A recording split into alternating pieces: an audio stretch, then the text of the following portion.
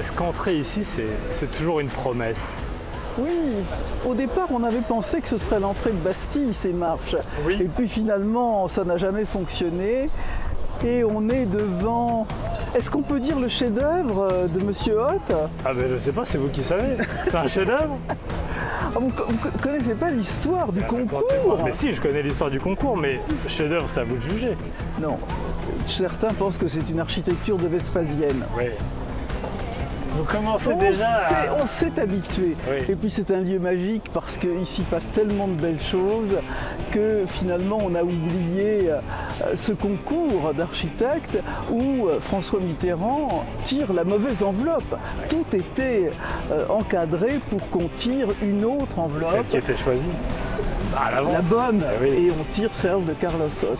Et d'ailleurs, il y a quelques mois, Carlos Hoth était là parce qu'on a déposé une plaque à son nom à l'intérieur de Bastille. Et je tombe sur l'architecte. C'est un peu compliqué de faire des compliments qu'on ne ressent pas vraiment. Ah oui, comment on fait? Parce que quand vous avez dit... non, mais j'ai 40 ans d'expérience politique, mon petit garçon, là, il n'y a pas de problème. Vous allez me montrer ce soir comment on fait. Bonsoir, Rosine Bachot. Bonsoir, Thibault. Merci de passer la soirée avec nous. Alors, on va entrer par l'entrée non officielle qu'il est devenu. Est-ce que, quand on est allé voir autant d'opéras ou de ballets, on a toujours la même excitation? Ah, moi, c'est incroyable. Toujours. Toujours. Et vous voyez, c'est curieux, je ne peux jamais arriver au dernier moment. J'arrive toujours au moins avec une demi-heure d'avance. Je rentre tôt et là, je m'imprègne de l'ambiance des lieux.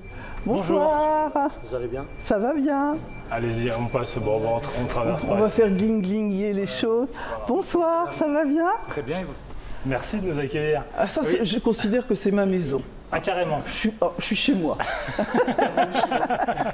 Alors, il faut dire qu'il y a un... On joue. On joue en ce moment. On joue Manon. C'est l'avant-dernière de Manon de Massenet. Et on a eu deux très grands dégrilleux. On a eu d'abord Benjamin Bernagne, que je suis venu écouter. Ça fait un dégrilleux formidable avec Amina Edris dans le rôle de Manon. Et puis là, il y a Roberto Alagna qui a pris la suite et que j'avais déjà entendu en 2022. Il a joué de nombreuses fois des Grieux, chef-d'œuvre de l'opéra français de Massenet, avec toujours cette diction, cette clarté, les airs qui ne roulent absolument pas. Ah, faut pas que les airs roulent.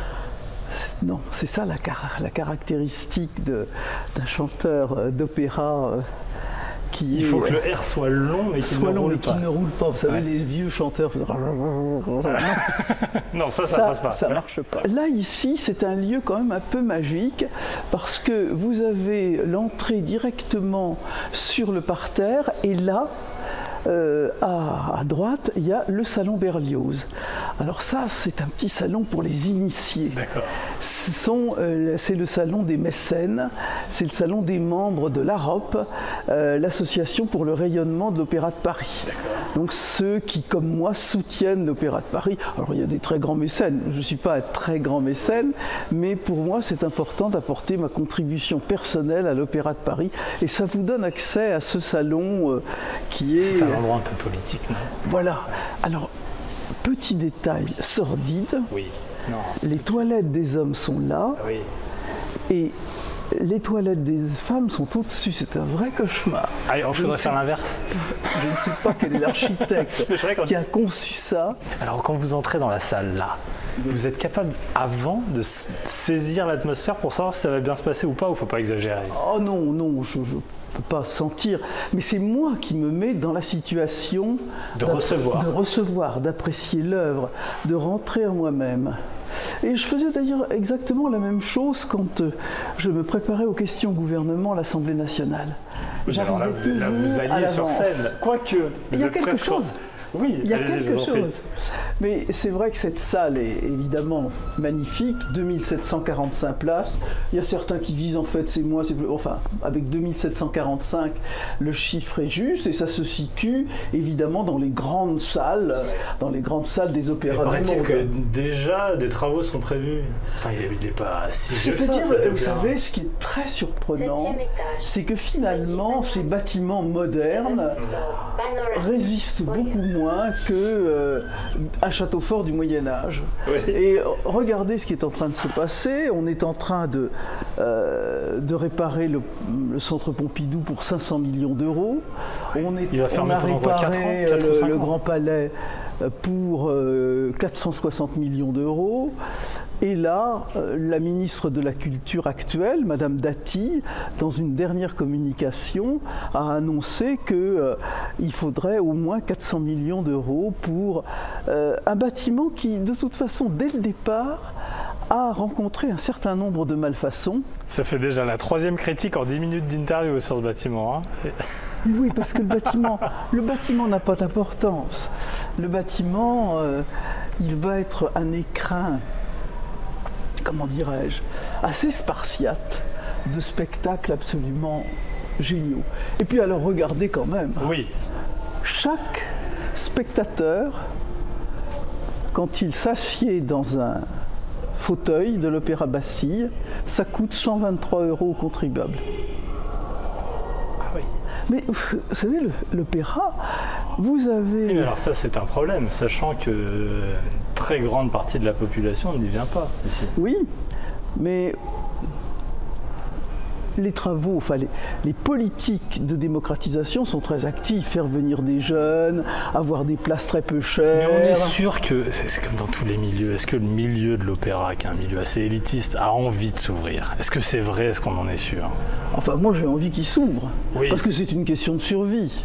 Et on a mené des politiques de démocratisation. C'est plus une question de culture, enfin d'éducation, Oui. qu'une question de prix. Parce que les mêmes personnes qui Pas n'hésitent donner l'opéra. Quand même. oui, c'est moins cher qu'un spectacle de rock. C'est vrai. Bah, vous avez Vous pas avez- tort. Là, vous avez raison. Oui, c'est vrai. Oui, mais c'est Vous avez- plus vous cher avez qu'une une- place de théâtre dans vous Paris, avez par une- exemple. Oui, mais vous avez une place ici, une très bonne place, on entend bien, pour 80 €. Ouais. Allez donc Oui, oui, ça, c'est assister vrai. à Un concert un de Beyoncé. spectacle Ouais. de Beyoncé ou de Taylor Swift, etc. Alors, on est tout le temps en train de faire ce procès à l'opéra, Oui, c'est ça, quand même c'est pas incroyable. faux. Ouais, Et il ouais, faut je vous voir suis. un peu. Vous avez une mise en scène, vous avez des chœurs, vous avez un orchestre de plusieurs dizaines de musiciens qui sont évidemment des super musiciens. C'est pas des gratteurs de guitare. Hein. Pardon. Pardon pour les gratteurs de Oui, guitare. donc on salue Salut. et qu'on embrasse. Donc on embrasse, absolument. Je n'y manque pas. Et je suis allé voir le concert d'Eric Clapton. vous Oui, savez. ah oui, alors là pour gratteur de guitare, C'est un quand même gratteur le de... top. Ouais, c'est vrai. Quand on est ministre de la Culture, est-ce qu'on arrive, est-ce qu'on doit, est-ce qu'on peut faire abstraction de ses goûts personnels? Oh oui, très certainement. J'ai vu des choses dans certaines expositions qui ne m'ont pas séduite, évidemment. Et puis alors, vous savez, l'appétit vient en mangeant.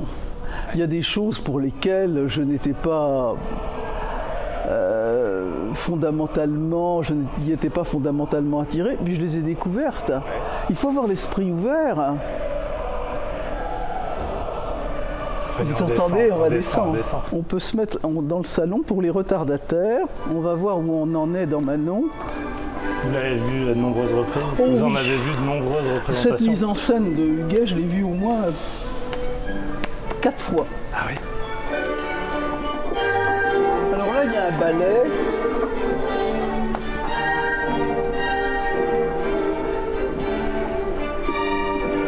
Et alors ça, c'est la représentation qui se passe en ce moment même derrière nous. Voilà, exactement. Dans cette magnifique salle, dans cette scène inouïe. Cette scène de Bastille, elle fait 40 mètres de haut, Oui. 30 mètres de large et 25 mètres de fond. Elle est énorme. Alors est-ce qu'on va entendre peut-être le plus fameux air où Manon va nous demander de profiter de notre jeunesse? Ta, ta, la, ta, la, la, la, la. Vous êtes plutôt opéra ou plutôt ballet? J'aime les deux. Ouais. J'aime les deux. Alors, c'est pas ici la maison du ballet. Non. C'est l'Opéra Garnier dans lequel il y a les ballets. Comment est née votre passion pour l'opéra? Elle est née tardivement. Oui, j'ai vu ça. Je suis d'une famille modeste où on n'allait pas à l'opéra. Et on allait à Noël voir une opérette, Rêve de valse, les Violettes impériales, Le chanteur de Mexico. Et puis c'est un ami, et ben voilà, qui m'a emmené à Vérone. Et bon, les arènes de Vérone, un grand spectacle populaire, des gens qui font la cuisine sur un camping-gaz en même temps qu'ils assistent à l'opéra. Les Italiens sont incroyables, hein. Je crois que c'est un bon endroit pour découvrir l'opéra. Alors évidemment, ça fait on n'est pas dans le cadre feutré de l'opéra Garnier avec les connaisseurs. Voilà, oui, c'est ça. Ouais. On a cette même ambiance au Corrégie d'Orange, par exemple. Et donc là, j'ai le choc amoureux. Et je vais avoir 3 décennies qui vont se succéder de l'opéra. Je vais avoir une décennie verdienne. Je crois que c'est une bonne façon de commencer l'opéra que de commencer par Verdi, puis mozartienne, puis finalement wagnérienne. Mais vous auriez aimé, tiens. Est-ce que vous rêvez la nuit d'avoir arrêté Vous savez, on a chacun des fantasmes, bien sûr. Mais mon fantasme de jeune fille, c'était pas de chanter, c'était de jouer. De la musique, de jouer du piano. Et moi, j'aurais voulu être une pianiste, mais pour mes parents, c'était pas envisageable. Ils ont eu raison de me dire de m'orienter vers des choses solides. De toute façon, pour ma mère, ensuite, je lui avais dit que je voulais faire Sciences Po. Elle m'avait dit, ça, ce sont des métiers de saltimbanque. Déjà Sciences Po. Alors on imagine. Elle me dit, il y a 3 professions, médecine, dentaire, pharmacie. Le reste, les saltimbanques. Est-ce que c'est pour ça, pour votre passion pour l'opéra, que vous êtes devenu ministre de la Culture? Oui. Ah non, d'abord, on ne choisit pas, on est appelé. Oui, mais est-ce qu'on vous appelait pour ça? Bonjour. Messieurs, dames, bonsoir. Ça va bien? On est appelé? Non. Le fait que je sois une femme de culture a certainement joué. Mais c'est surtout, parce que j'ai été le choix de Jean Castex. Qu'est-ce que vous prenez je prends un verre d'eau si c'est possible. Ou alors, tiens, vous avez cet excellent jus de poire. Ah oui, il est très bon. Oh, il est absolument délicieux. On va en prendre 2 alors. 2 jus de poire. Ouais, alors comment vous en êtes vous êtes appelé? La vie est drôlement faite. Évidemment, quand arrive le Covid, on réalise que la façon dont j'avais géré la grippe A H1N1, c'était exactement la façon dont il fallait la gérer. Et je faisais l'avant-journal de TF1 sur l'état de la pandémie. Et donc, jour de nomination de Jean Castex. Oui. Il arrive pour faire ce qui doit être fait. Oui, c'est la tradition. C'est la tradition, il fait le journal de TF1. Je me présente aux Français, surtout lui qui n'était pas très connu. Exactement. Et moi, j'étais sorti de ma séquence avec Gilles Boulot et je rencontre Jean Castex dans la petite salle d'attente juste à côté du studio. On tombe dans les bras l'un de l'autre, on se connaît, il a été secrétaire général adjoint de l'Élysée, conseiller social. Quand vous étiez quand j'étais à la santé. Et là, je vois son œil qui frise. Ah, vous le sentez, vous le voyez. Je vais dîner avec des copains. La soirée s'éternise, il faisait beau, quelques verres de rosé.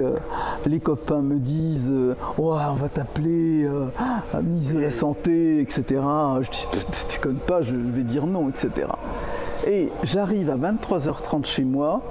Et je vois le nom de Castex qui est sur moi. Oui, là, alors mon petit Thibault, si le jour de nomination d'un Premier ministre, sur votre portable, vous voyez son nom, soyez prêts, soit à dire non, soit à dire oui. Et moi, je me prépare. Il y a autre chose à faire que prendre des nouvelles, quoi. Oui. Tiens, qu'est-ce que tu fais pendant tes vacances? Et là, je me prépare donc à dire non. Et Jean Castex me dit... Parce que là, vous imaginez que c'est pour la santé. Absolument. Oui. Et je dis à Jean, il dit, est-ce que tu pars avec moi au gouvernement? Et je lui dis, non Jean, je ne pars pas puisque je suis déjà parti. Et là, cet immonde salopard me fait, et si c'est pour être ministre de la Culture, le poste dont j'avais toujours rêvé. Et alors là, j'ai un petit bêlement et je fais oui. J'ai vécu une expérience extraordinaire. Mais vous savez, quand on a une attente peut-être depuis, je sais pas, 10 ans, vous avez quitté. J'ai eu la chance, justement parce que j'avais de l'autorité, que j'étais une vieille bête en politique, et puis aussi que j'avais pas un plan de carrière. Moi, ma carrière, elle était derrière moi. Oui. Donc, j'ai défendu la culture bec et ongle. Si cet opéra vit encore, c'est parce que je l'ai défendu. J'ai apporté 120 millions d'euros pour sauver l'Opéra de Paris. Et j'ai fait ça pour toutes les institutions culturelles. Est-ce que vous croyez qu'à Bercy, si on n'a pas de l'autorité, on obtient ça? Moi, quand il y a eu le plan de relance, j'apprends que dans ce plan de relance, j'avais 500 millions d'euros. J'ai écrit à Jean Castex, je lui ai dit, si j'ai pas 2 milliards, je me tire. Comme ça. On fait comment? On fait un SMS ou on fait une... J'ai écrit une lettre manuscrite pour pas qu'on pense que c'est un vague. Et je l'ai fait porter par porteur spécial. Ah oui, je pense que quand il reçoit ça sur le bureau, il se dit, la main en bachelot, là, ça va pas aller. On y va? C'est vrai qu'il est pas mal ce jus de poire. Vous dites partout que vous buvez des gin tonic, du rosé et compagnie, mais avec moi vous buvez du jus de poire. Vous me prenez pour une alcoolique? Certainement pas. J'ai pas le gin tonic en perfusion. Merci mademoiselle. Est-ce que vous avez toujours été, comme on dit dans le milieu, une bonne cliente? J'ai eu la chance de vivre dans un milieu extrêmement politisé. Ouais. Avec 2 parents résistants. Les personnes, les jeunes, les petits-enfants, ils ont des héros qui sont dans des livres d'images ou à la télévision. Moi, ils étaient autour de la table de la salle à manger. Et c'était l'époque des personnalités. Moi, autour de la table de la salle à manger, il y avait Jacques Chaban-Delmas, il y avait André Malraux, il y avait... Oui, vous aviez des déjeuners un peu sympas. Le terme de un peu sympa n'est pas peut-être... mais hors du commun. Voilà. Tout le monde n'a pas la chance de dîner avec Malraux c'est ça. À 10 ans, quoi. Et c'est vrai que ce que j'ai vécu, c'est quelque chose d'extraordinaire. Vous savez, j'avais 11 ans. Mon père n'avait pas vu le général de Gaulle depuis très longtemps, 3-4 ans. Il avait été envoyé par Jacques Chaban-Delmas pour structurer le mouvement gaulliste en Maine-et-Loire. Et le général de Gaulle devait faire sa conférence de presse de rentrée politique à la gare d'Orsay. Il demande un coupe-fil à Olivier Guichard. J'ai 11 ans et il m'emmène dans la salle des grandes colonnes en haut de la gare d'Orsay. Il m'installe derrière une colonne, j'ai 11 ans. Et le général de Gaulle arrive, et le journaliste, un journaliste du Monde, lui demande « Garantirez-vous les libertés publiques ?» Et de cette extraordinaire voix de fausset du général, il répond « Les libertés publiques, qui ai-je jamais attenté? Je n'ai fait que les défendre. Pensez-vous qu'à 67 ans, je vais commencer une carrière de dictateur ?» Chaque fois que je suis passé devant la gare d'Orsay... C'est là qu'il dit ça? C'est là qu'il dit ça. Et vous l'avez vu, entendu? Je pense que je suis la seule personne vivante à avoir écouté cette phrase historique. Parce que j'ai 11 ans, on est en 58, tous les gens qui étaient là sont morts. Toutes ces personnalités. Là, je comprends, ça vient de là. C'était des personnalités hautes en couleur, qui avaient de la répartie. Aujourd'hui, le politique, il veut rentrer dans une case, pas avoir un mot plus haut que l'autre. Et vous êtes dans un moule, vous êtes d'un moule différent, tous ces gens. On nous a tués parce que maintenant, vous êtes à la télé, vous êtes sur les réseaux sociaux où vous faire une capsule, il faut faire une réplique sur X de 140 mots. Et quand vous arrivez sur la fameuse matinale du matin, on vous coupe, on vous dit faites pas des tunnels, ça s'appelle des tunnels en... Oui. Oui. C'est odieux. Oui, mais et alors, on vous dit pouvez comment avoir de la est-ce répartie, que... vous savez faire en très peu de temps, d'avoir une punchline, vous êtes la reine de ça. Pourquoi les autres n'y arrivent pas? Je sais pas. Là, je peux pas dire. J'ai l'impression que dès qu'on leur pose une question, mais les gens sont terrorisés parce que il y a aussi, pour les défendre, une telle méchanceté, une telle agressivité qui sont dans une attitude de rétractation. Je lis par exemple les commentaires dans un journal que vous connaissez, Le Figaro. Oui, qu'on salue. Et qu'on salue et qu'on embrasse. Également. Voilà. Moi, je suis sidéré par la méchanceté des commentaires des lecteurs. Donc les personnalités politiques ont peur. Elles ont peur. Ouais. C'est dommage. C'est très dommage. Alors, est-ce que c'est quelque chose de réversible? Il doit bien en avoir quand même encore. C'est des gens qui sont capables d'assumer ce qu'ils disent, d'assumer ce qu'ils pensent, de le faire avec classe, avec élégance, avec répartie, avec intelligence, avec humour, avec culture. Il doit bien en avoir. Oui. Là, vous avez l'air sceptique. Espérons-le. Oui. Je me demande si demain, s'il surgissait des problèmes, et d'une certaine façon, ils ont surgi, est-ce qu'il y a encore beaucoup de gens dans notre pays qui sont capables de mourir pour la France? Je me pose la question. Il y a un homme remarquable, M. Guénaud, qui m'a interviewé, qui est sur Présence protestante, et qui écrit des livres où il collecte des lettres. Et il a fait un livre sur les lettres des soldats dans les tranchées pendant la guerre de 14. Il faut lire ce livre, parce que dans la façon dont s'expriment ces jeunes gens, ils ont 18, ils ont 20 ans, et qui professent un amour pour leur pays. Et ils écrivent pas pour la gloire, ils écrivent pas ils parlent pas sur une estrade, ils écrivent à leur papa, à leur maman. Et ils disent qu'ils sont prêts à mourir pour la patrie. Moi, je veux bien aller à la porte d'un lycée et demander est-ce que vous êtes prêts à mourir pour la France? Ouais. J'ai l'impression que ça va pas être la même chose. J'ai peut-être un espoir pour vous. Regardez, lorsque l'Ukraine a été attaquée, d'un seul coup, les gens y sont allés, sans avoir peut-être imaginé le faire. Oui, c'est vrai. Peut-être que les circonstances amèneront ce sursaut de dignité et de courage. En tout cas, acceptons-en l'augure. Ouais.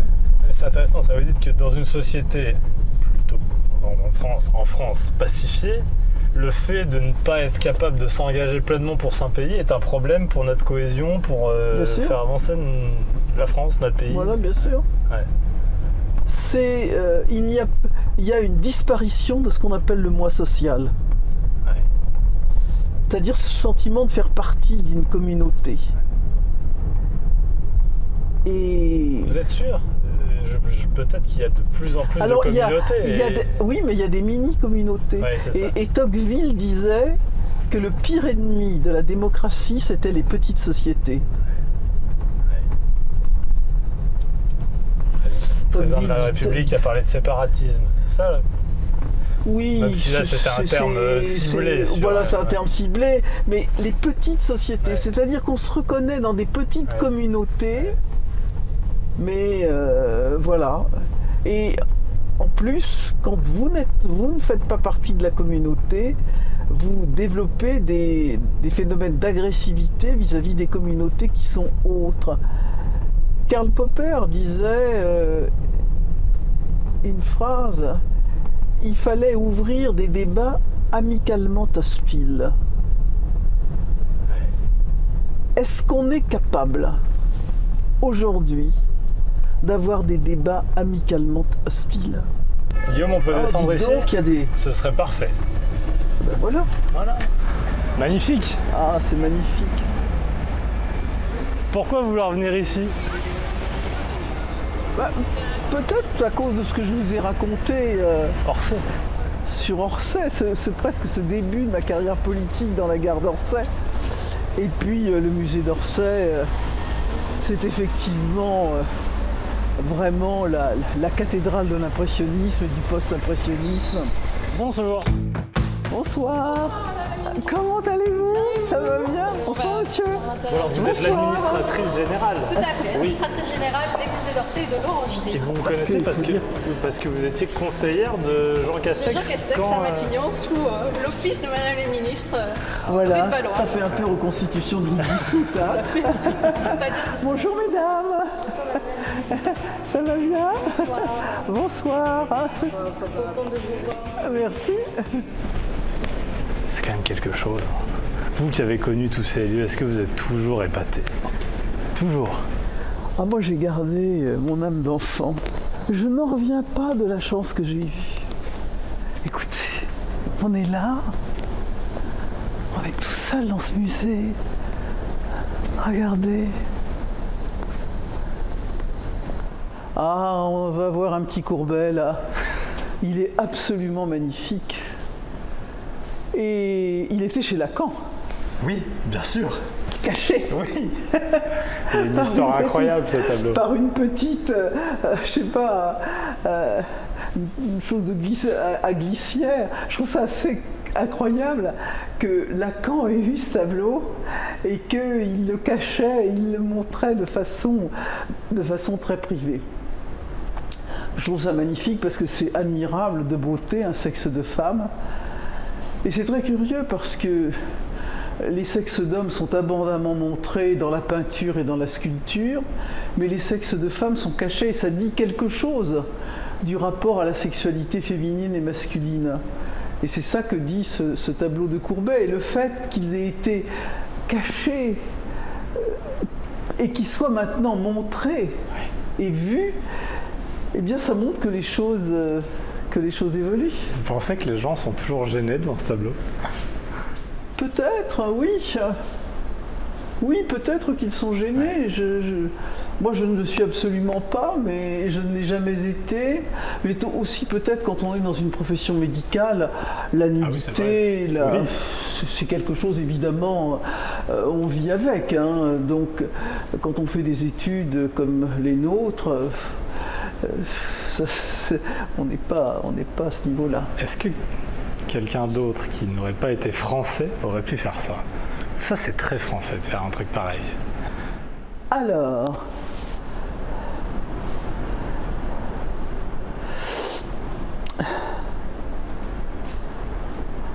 dans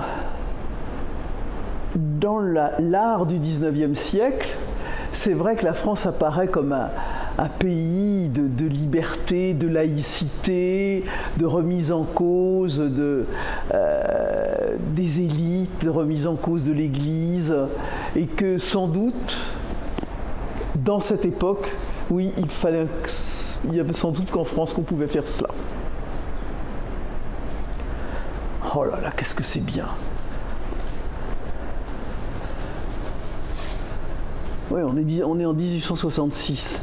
Ouais, j'allais dire qu'on est au milieu du... Il y a une forme de provocation, il y a une forme de grivoiserie dans tout ça. Ah oui, non mais alors la grivoiserie qui fait partie de la culture étudiante, la culture carabine comme on dit, oui, bien sûr, oui, tout à fait. Je ne vous en voudrais pas ce soir. Si vous attendez de moi quelques-unes des blagues de mon répertoire, alors là, mon petit garçon, vous êtes fourvoyé. Mais vous adorez les faire. J'espère que vous en avez sous le coude, vous me les ferez tout à l'heure. Non, mais je crois aujourd'hui qu'on peut moins se permettre de faire ce genre de blagues. C'est sûr. Mais pourquoi? Parce que vous y allez, mais... Et vous les dites et vous en rigolez, mais je suis pas sûr qu'en entreprise, par exemple, les gens fassent encore des blagues. C'est-à-dire, là, il s'est finalement établi une société puritaine. Enfin, il y a de tout, hein. Il faut toujours faire attention, c'est la fameuse phrase, on peut rire de tout, mais pas avec n'importe qui. Il faut savoir dans quel milieu on est, il ne faut pas froisser les gens, enfin, il faut essayer d'avoir un petit peu de doigté, de respect on est obligé de se gens. concentrer sur le fait qu'on peut froisser des gens, vous voyez? Alors que ça devrait pas être ça, l'humour et la grivoiserie. Ça devrait venir tout seul. Oui, peut-être. Mais ce que je vois, c'est que quand je suis en vacances, en général, on a des tablés plus larges, on a du temps, des tablés aussi plus mélangés avec les générations. Et en général, on dit « Roselyne, tu nous racontes des histoires. » Et oui. Et ce qui est très drôle, c'est que j'en ai certaines qui sont inscrites à mon répertoire depuis 20 ans. Ah oui, vous les resservez. Et des amis me disent « Roselyne, tu nous racontes le train Glasgow-Londres. » Il y a 20 fois qu'ils l'ont entendu. C'est quoi le train Ah non, je ne peux pas, c'est trop long. Ah bah non, non. D'accord, mais vous me la faites avant la fin de l'émission. Non. On finira avec ça. Restez avec nous. Ah non, je peux pas parce que ça Roselyne Bachelot nous fera le train Glasgow-Londres. Et ce sera un casse sans Je doute. ne peux pas. Ah, on a l'enterrement à Ornans. Donc évidemment, chef-d'œuvre du musée d'Orsay et symbole pour Courbet de la nouvelle esthétique du réalisme qu'il incarne. Et elle a vraiment besoin d'une restauration fondamentale aujourd'hui. Et vous voyez qu'au fil des années, en fait, des couches de vernis se sont accumulées sur la toile et en fait lui donnent maintenant un aspect un peu jauni, un peu épaissi, qui peut aussi un peu fragiliser la couche picturale. Donc on travaille à alléger les vernis.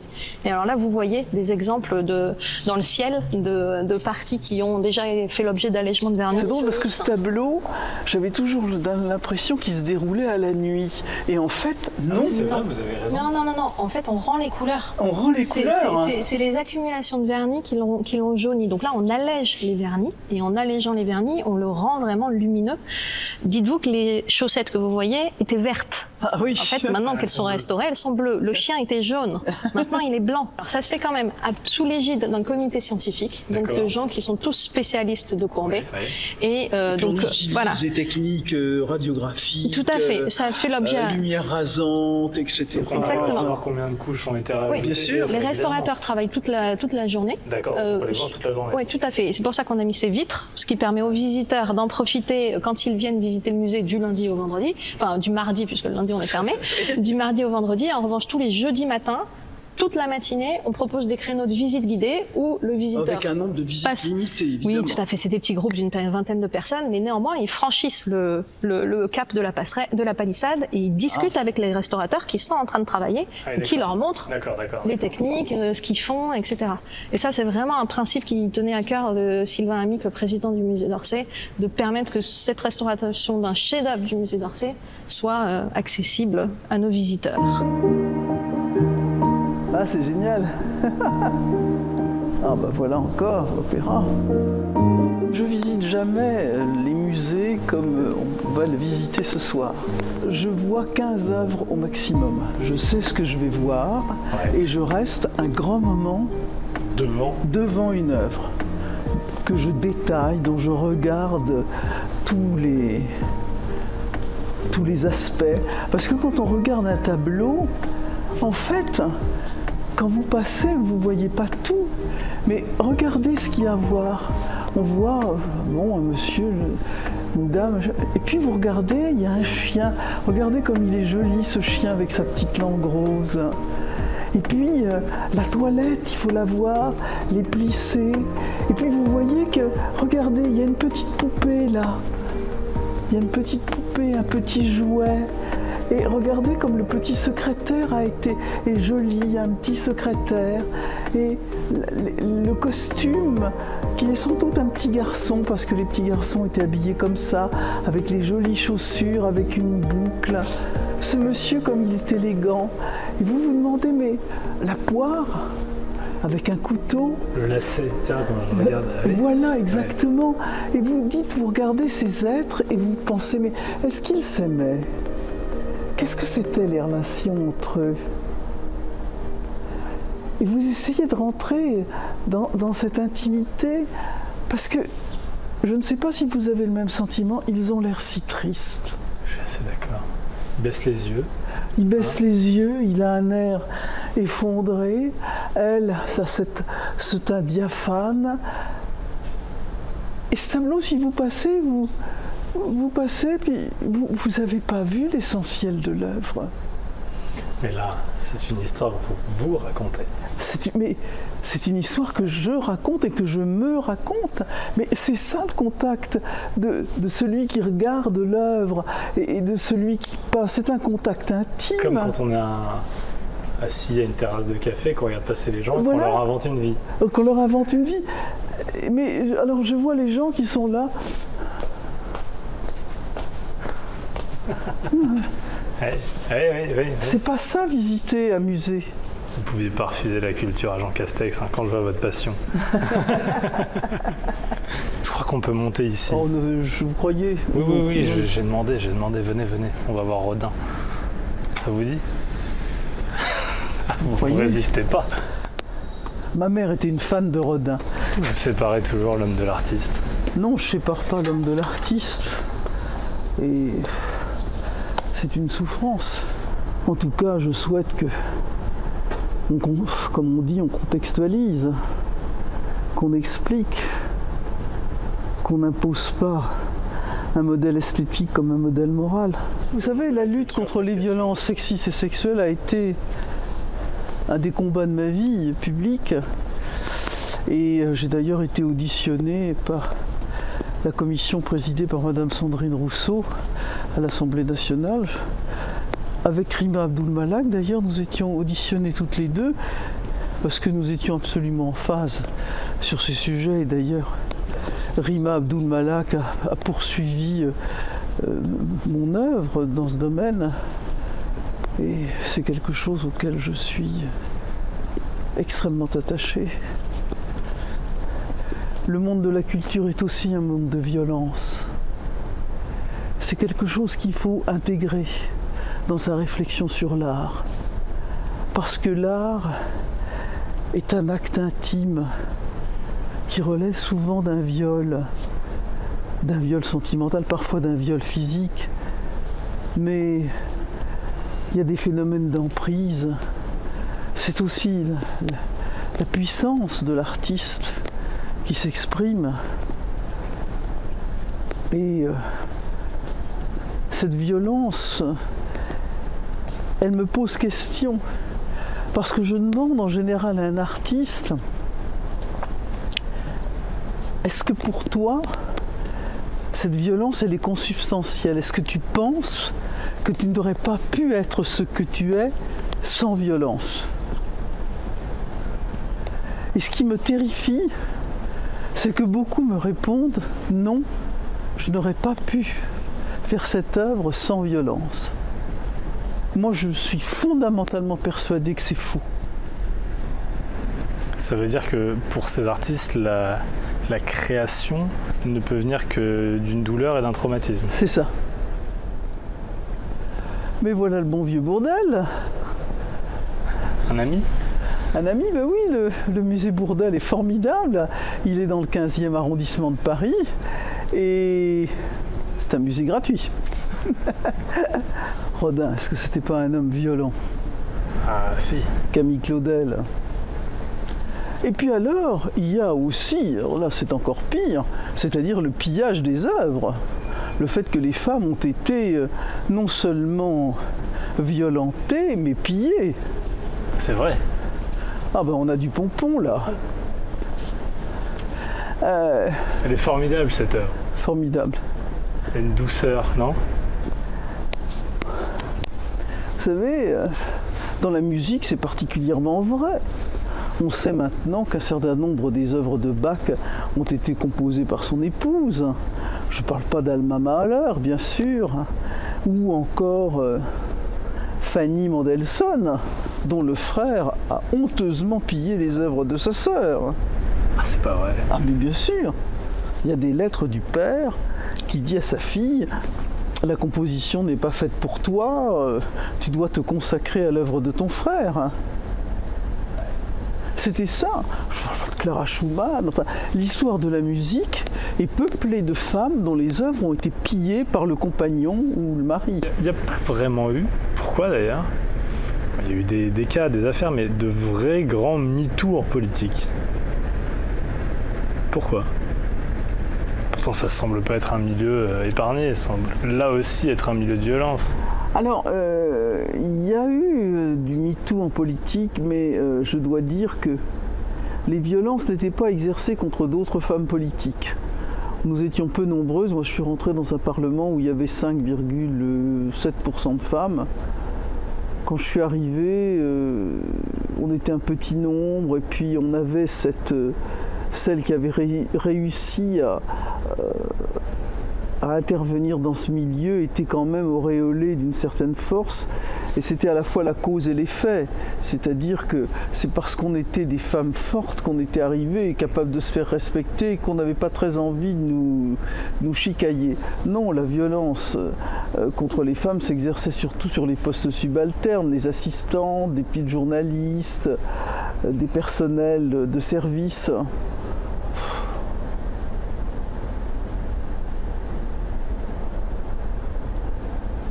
Vous l'avez vu? Oh oui. Ouais. Est-ce que vous regrettez de ne pas l'avoir dit avant? Ou est-ce que c'était possible? Vous savez, toute ma vie, je l'ai dit. Ouais. Toute ma vie, j'ai dit, toute ma vie, j'ai combattu pour la parité. Oui, mais combattre pour la parité. Ah bah oui, mais c'est d'abord par là que ça commence. Ouais. Parce que la grande dénonciation, d'une certaine manière, d'il y a quelques années en arrière, de MeToo, n'a pas pu être fait il y a 25 ans, 30 ans. Ah non, oui, c'est vrai, on n'a pas pu le déclarer. C'était bien caché aussi. Ouais. On apercevait des choses, on les devinait. Oh mon Dieu. Ah oui, à ce point. Oh mon Dieu. Ma mère appelait le palais Bourbon le palais bordel. Ouais. Pourquoi votre père lui racontait? Oh, là, il n'y a pas besoin de lui raconter. On va regarder les statues maintenant. Oui, allez, on va regarder les statues.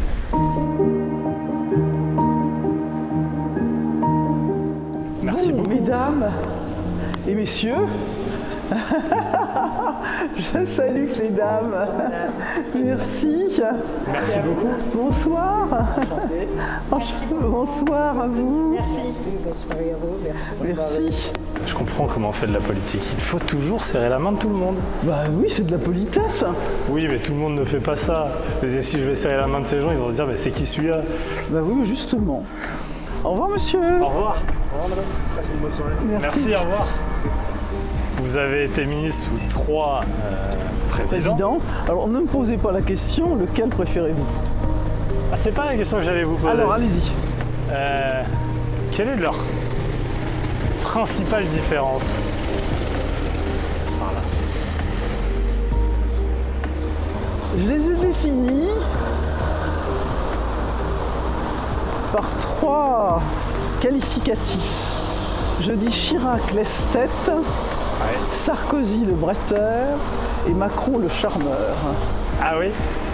Et je vous ai entendu dire l'homme de la France, l'homme de l'Europe, l'homme de la planète aussi. Oui. Faut changer. Non, mais ils sont pas antinomiques. Ah non, c'est vrai. Ils se complètent. Hein.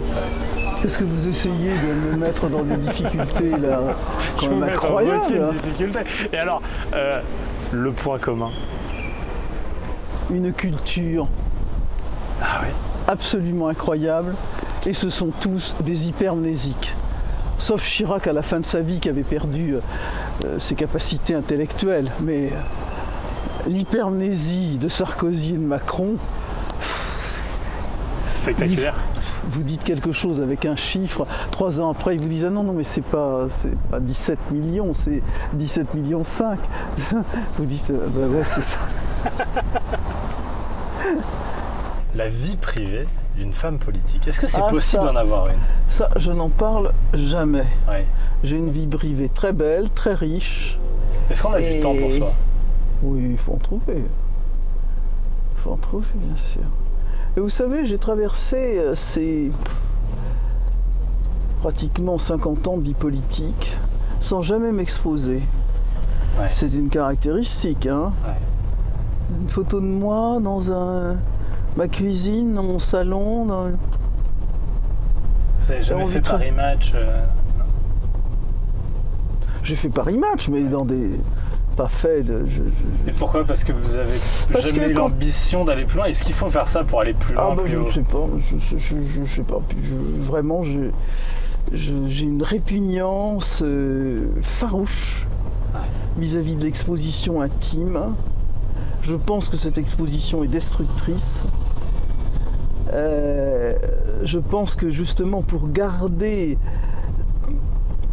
sa vitalité, il faut des retraites, il faut du repos, il faut des endroits où personne ne peut vous atteindre. Vous avez parlé quand même quelques fois de votre fils. Ah oui, oui, En bien expliquant sûr. que pour lui, ça avait été difficile.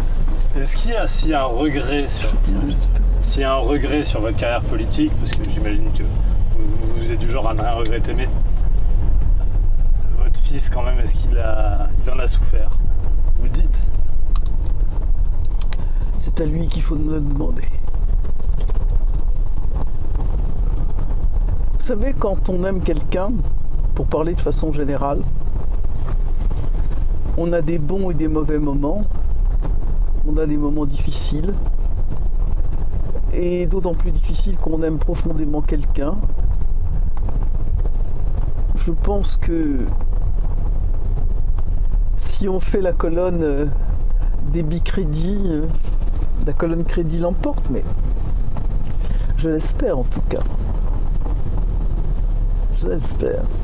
J'ai un environnement familial et amical de très très grande qualité.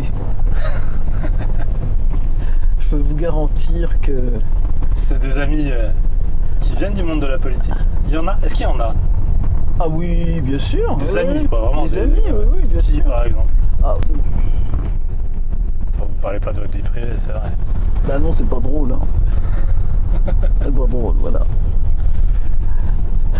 Mais c'était bien tenté, Ouais, je vais essayer. bien sûr. J'allais vous demander, mais comment on fait pour trouver l'amour? Enfin, des trucs. Ah J'allais ouais, c'est tomber ça. dans le closer. Alors quoi. ça, c'est une question Ouais. qui m'a été... Qu'est-ce que j'ai Ah, vous la posez j'ai ri? souvent? Non, mais Ah. je suis à un conseil européen à Rome. Ouais. C'est un de mes premiers conseils européens. C'était en 2007, 2008. D'accord. C'était un conseil santé. Et il y a une ministre estonienne, à moins que ce soit lituanienne, enfin d'un pays baltes. Ne nous fâchez pas avec eux. Oui, On non. les embrasse et on les salue. On vous embrasse. Ouais. Qui me... Vous avez une belle carrière politique. Est-ce que je peux vous poser une question? Évidemment. Elle dit, quand on est ministre, on fait comment pour garder un homme? Ah, je me suis dit, celle-là, je ne l'attendais pas vraiment. Ouais. Est-ce que vous avez eu l'ambition, est-ce que vous, dans votre tête, un jour, vous vous êtes dit, je pourrais être présidente de la République, première ministre? Est-ce que ça vous a effleuré? Alors, franchement, non. Ça m'aurait terrorisé. Vous êtes au Conseil des ministres et vous dites pas, tiens, et si j'étais là? Non, Jamais. non. Mais c'est vrai que vous avez jamais déclaré quoi que ce soit. Non. C'est pour ça que je vous pose la question. Tout le monde a fini Et par puis, tout. j'ai un goût immodéré pour la liberté. Ah, vous pensez que ce sont des postes qui enferment? Et je savais aussi que ça allait être... On allait être obligé de former des groupes, des amis, de faire des concessions. De Je trahir? pense que j'ai réussi à passer dans ces années politiques sans jamais trahir mes fondamentaux. J'ai été souvent très seul, mais finalement, Finalement, ça valait le comme coup. disait le général de Gaulle, hein, la solitude était ma compagne, elle est devenue mon amie. On a un dernier lieu magnifique. Un dernier lieu magnifique. Oh, voilà, hop.